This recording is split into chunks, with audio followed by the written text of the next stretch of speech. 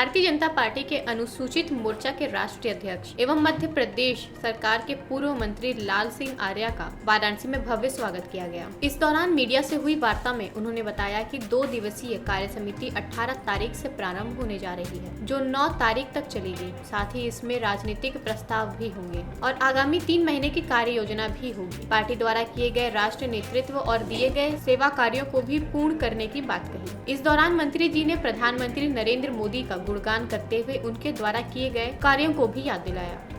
बाबा विश्वनाथ की नगरी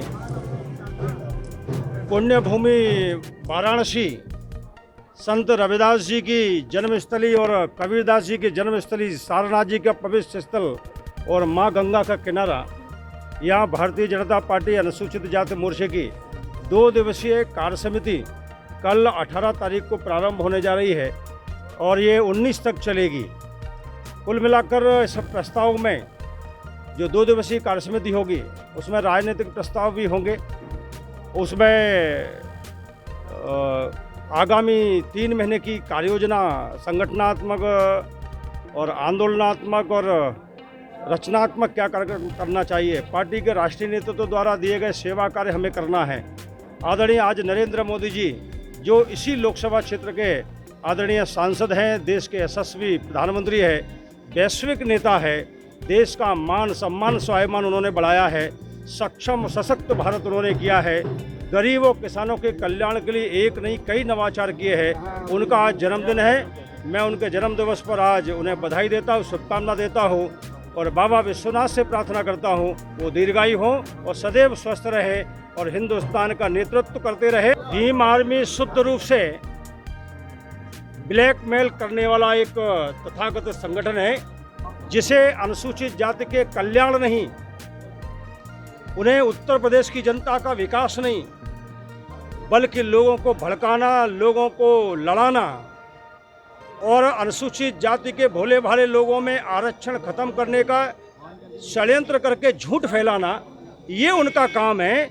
और इसलिए वो कांग्रेस पार्टी और सपा पार्टी के हाथों में खेलने वाला एक छोटा राजनीतिक दल है जो अपने स्वार्थ के लिए काम कर रहा है।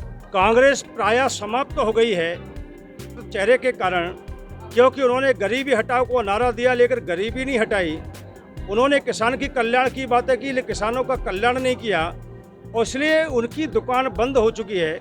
अब वो बहुत सारे प्रांतों में 5वें और 4थे नंबर की लड़ाई लड़ रहे हैं।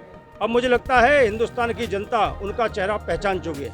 मुझे लगता है सपा को किसी आंदोलन को करने का अधिकार ही नहीं है। इसलिए उनके पिताजी ने, अखिलेश जी ने एक लंबे समय तक उत्तर प्रदेश में शासन किया है। यहाँ गुंडागर्दी दी है, यहाँ अपराधीकरण दिया है। अनुसूचित जाति जनजाति सामान्य वर्ग के माँ बहनें उनके सरकार में सुरक्षित नहीं थी। यहाँ गुंडा राज था, यहाँ डकैत सरेआम घूमते थे, मतपेटियाँ लूटते थे और मायावती जी तक को अपमानित करने का उन्होंने काम किया। ऐसी सपा को कोई भी आंदोलन करने का अधिकार नहीं है।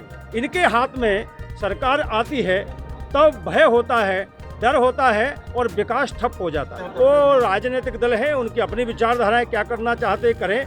सभी को लोकतंत्र में चुनाव लड़ने का अधिकार है। मुझे लगता है भारतीय जनता पार्टी से इसी प्रकार से कांग्रेस कहती थी कि इनको सत्ता चलाना नहीं आता, लेकिन हमने सत्ता भी चला के दिखाया है और जन कल्याण और विकास करके भी। पेश है न्यूज बकेट हिंदी मासिक पत्रिका। पढ़ें इस महीने की पूरी खबर विस्तार से हमारे न्यूज बकेट की मैगजीन में। हमारी ई मैगजीन को मुफ्त में पढ़ने के लिए अभी लॉगिन करें www.newsbucket.in पर। इसके अलावा रोज की ताज़ा खबरों के लिए हमारे YouTube चैनल को तुरंत सब्सक्राइब करें।